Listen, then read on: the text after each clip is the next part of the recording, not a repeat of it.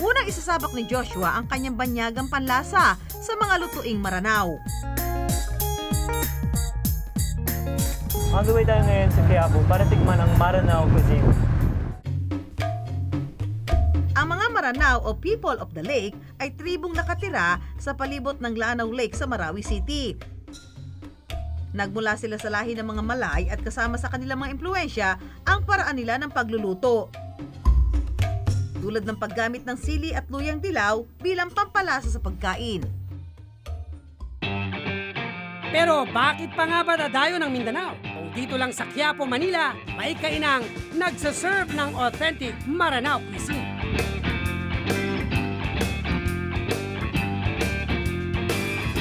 Ang may-ari kasi nito, ang pamilya Abdul Masik na nagmula pa sa Lanao del Sur. At ang mismong nagluluto rito, ang ika-4 nilang anak na si Norlica. Ang mga recipe raw na kanyang sinusunod, minana pa raw niya sa kanyang lola. Ayon pa kay Norlica, ang sikreto sa kakaibang sarap at anghang na mga putahing Maranao, ang tinatawag na palapa o tiniktik na luya, siling labuyo at sakurap.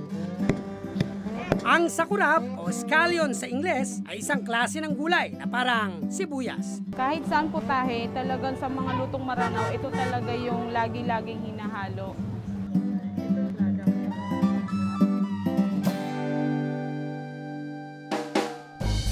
Isa raw sa paboritong ulam ng mga Maranao ang piarun a manok. Sa pagluluto nito, una munang pinakukuluan ng manok sa palapa, asin, luyang dilaw at tubig. At iginigisa sa pinaghalong kinayod na niyog, palapa at luyang dilaw.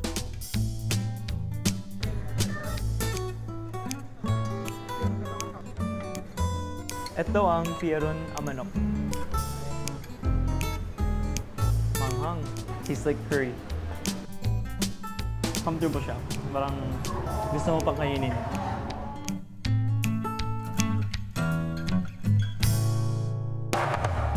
Sa ikalawang Maranao recipe na ipatitikim naman kay Joshua, hindi kaya umusok ang kanyang bibig. Ito ang inaluban at tilapia. Pinakukuluan ng isda sa tubig na may palapa, asin, luyang dilaw at dahon ng laurel.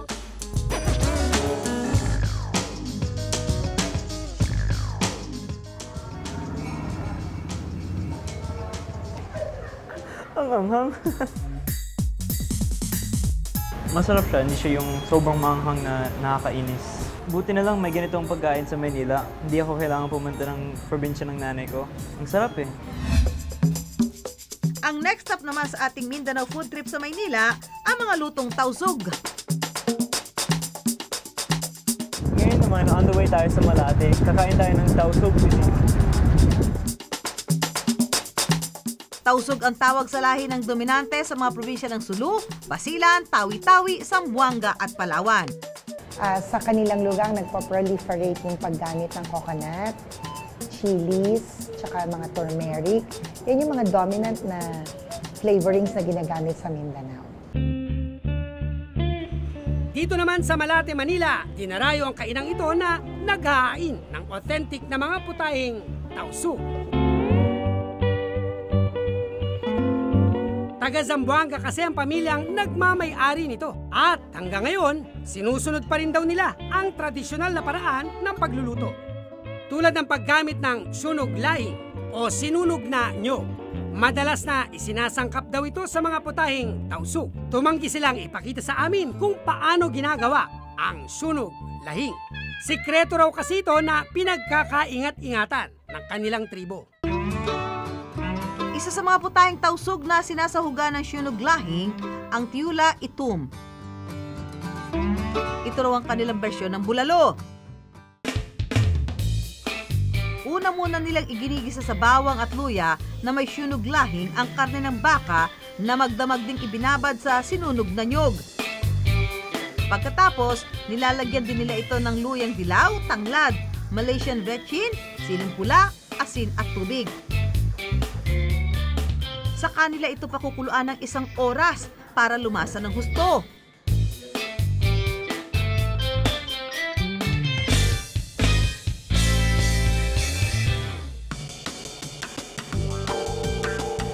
sabaw, medyo sour, sweet, and spicy.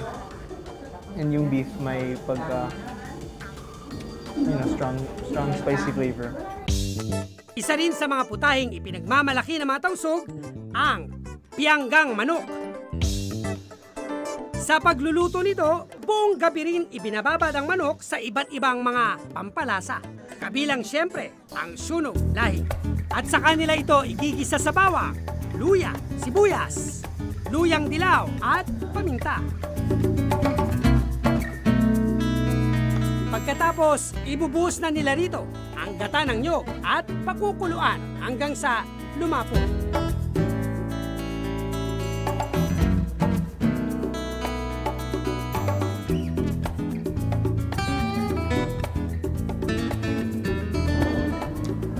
Ang sarap ng texture ng chicken, may medyo soft siya.